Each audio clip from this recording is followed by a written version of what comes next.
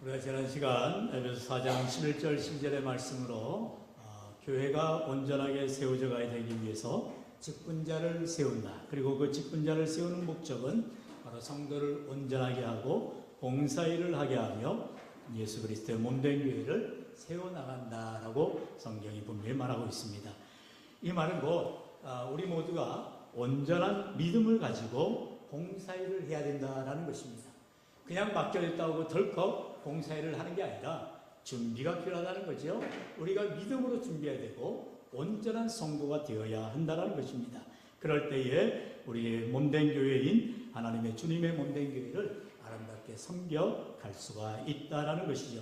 이제 여기서 그러면 우리가 온전하게 된다. 이 온전한 성도가 된다는 것은 무엇을 말하느냐? 오늘 본문에서 더 구체적으로 말하고 있습니다. 바로 성령께서 예수님 안에 하나 되게 하는 교회가 되어져 간다는 것이죠. 우리 13절 같이 읽어봅니다. 시작. 우리가 다 하나님의 아들을 믿는 것과 아는 일에 하나가 되어 온전한 사람을 이루어 그리스도의 장성한 분량이 충만한 데까지 이르리니. 아멘. 오늘 말씀은 바로 온전한 사람이 되기 위해서 바로 두 가지가 필요하다라는 것이죠. 바로 하나님의 아들을 믿는 것, 그리고 아는 것에 하나가 되어야 한다는 것입니다. 여러분, 에베소를 통하여서 바울은 바른 교회관, 우리가 교회를 이루감에 있어서 어떠한 신앙생활을 해야 되느냐? 하나가 되어야 되는 것입니다. 성령 안에서 하나가 되어야 되는 것인데, 성령이 어떻게 우리를 하나 되게 하느냐? 바로 오늘 말씀처럼 온전한 사람이 되어야 된다는 것입니다. 그러면 그 온전한 사람이 누구냐? 바로 성령께서 두 가지를 말씀하죠. 하나님을 알아가야 되고요, 또 하나님에 대해서 어떻게 해요? 믿어야 된다는 거죠. 믿음 안에서, 안에서 하나 될 때에 온전한 사람을 이루어가게 된다. 성경은 말하고 있습니다.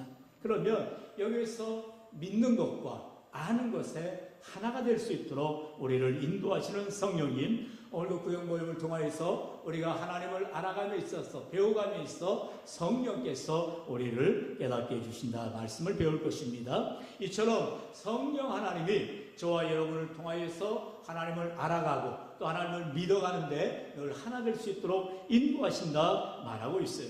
그러면 여기서 특별히 안다는 것은 무엇을 말하느냐? 여러분, 단순히 우리가 지식적으로 아는 것을 말하지 않아요. 여기에서는 그 사람에 대해서 또는 우리가 교회에 대해서, 신앙에 대해서 삶으로 체험되어져가는 알을 말하고 있다는 것입니다. 다시 말하면 요한복음 10장에서 예수님께서 양과 교회에 대해서, 바로 목자이신 주님에 대해서 그 관계성을 이렇게 말씀하고 있죠. 3절로 5절의 말씀 같이 읽어볼까요? 시작. 문지기는 그를 위하여 문을 열고 양은 그의 음성을 듣나니 그가 자기 양의 이름을 각각 불러 인도하여 내느니라. 자기 양을 다 내놓은 후에 앞서가면 양들이 그의 음성을 아는 거로 따라오되 타인의 음성은 알지 못하는 거로 타인을 따르지 아니하고 도리어 도망하느니라. 아멘. 이처럼 예수님께서 나는 양의 문이다, 그리고 양의 목자이신 예수님을 말씀할 때에 양은 목자의 음성을 알고 또한 목자도 양의 음성을 안다라고 말씀하죠. 바로 이러한 암, 다시 말하면 그 양에 대해서, 관계에 대해서 알게 되어지고 또 그러한 삶을 통하여서 경험되어지는 알을 말하는 것입니다. 우리가 이 하나님을 알아감에 있어서, 신앙생활함에 있어서 겉으로 수박거달게 알미 아니죠. 우리가 하나님을 참으로 체험하여지고 경험되어져가는, 삶으로 알아가는 그런 믿음이 필요하다는 것입니다. 그러므로 여러분, 신앙생활에서 온전한 사람을 이루어가는 것은 바로 이러한 하나님을 알아감에 있어서 또한 믿어감에 있어서 진실되고 더욱 하나님 앞에 구체적으로 나아가야 된다는 것이죠. 뿐만 아니라 14절에서는 이렇게 교회가 온전한 사람을 이루어가야 되는 목적을 분명히 또한 말하죠. 우리 14절 같이 읽어봅니다. 시작. 이는 우리가 이제부터 어린아이가 되지 아니하여 사람의 속임수와 간사한 유혹에 빠져 온갖 교훈의 풍조에 밀려 요동하지 않게 하려 함이라. 아멘. 바울은요, 에베소 성도들 향하여서 너희가 이제는 어린아이에서 벗어나야 된다고 말하고 있습니다. 우리가 이제부터 어린아이가 되지 아니하여 말하고 있죠. 신앙생활을 처음 하게 되면 다 어린아이입니다. 나이가 많든 적든 갓난아이가 되는 거예요. 이제 처음 믿음의 시작을 하는 것이죠. 그러나 그 어린아이에서 멈추면 안 되는 거죠. 여러분, 사람도 성장의 과정을 거쳐야 되는 거죠. 어린 유아기가 있으면 이제 청소년기를 거치고 청장년기를 거쳐서 이제 떳떳한 성인이 되어야 되는 것입니다. 신앙도 마찬가지입니다. 우리가 예수를 믿어서 이제 갓난아이와 같은 어린아이의 시기에서 이제는 점점 자라나야 된다는 것이죠. 예수 그리스도를 믿는 모습에서 또한 알아가는 모습에서 성장과 성숙을 이루어 가야 된다는 것입니다. 그러므로 오늘도 이처럼 우리가 믿음 안에서 어린아이가 아니라 이제는 신앙이 성장하기 위하여서 힘쓰고 애를 써야 된다는 것입니다. 계속해서 15절에 바울은 말합니다. 우리 15절 같이 읽어봅니다. 시작. 오직 사랑 안에서 참된 것을 하여 범사에 그에게까지 자랄지라. 그는 머리니 곧 그리스도라. 아멘. 오직 사랑 안에서 자라가라는 것이죠. 그리스도 예수 안에 거할 때에 믿음 안에서 성장이 되어진다는 것입니다. 우리가 부모의 곁에서 어린아이가 자라나듯이 우리가 주님 안에서 성장을 해 나아가야 되는 것입니다. 여러분, 우리가 주님 안에 거한다는 것은 바로 주님의 가르침을 받는 거예요. 주님의 가치관을 닮아가는 것입니다. 예수님의 마음을 가지고 나아가는 것입니다. 우리는 다 그리스도인이라고 말하죠. 왜 우리가 크리스찬입니까? 그리스도를 닮은 사람이기 때문에 그리스도인인 것이요 크리스찬이 되는 것입니다. 왜 우리가 기독교인입니까? 우리의 모습을 통하여서 예수 그리스도가 드러나야 되기 때문인 것입니다. 그러므로 우리가 믿음 안에서 어린아이가 아니라 이제는 성장하여지며 그리스도와 같이 장성한 분량에 이르는 그러한 믿음의 성장과 성숙을 이루어가야 될 줄로 믿습니다. 그러면 어떻게 해야 됩니까? 말씀을 배워야죠. 그리고 늘 주님 생각해야죠. 그리고 주님의 마음을 가지고 나아가야 되는 것입니다.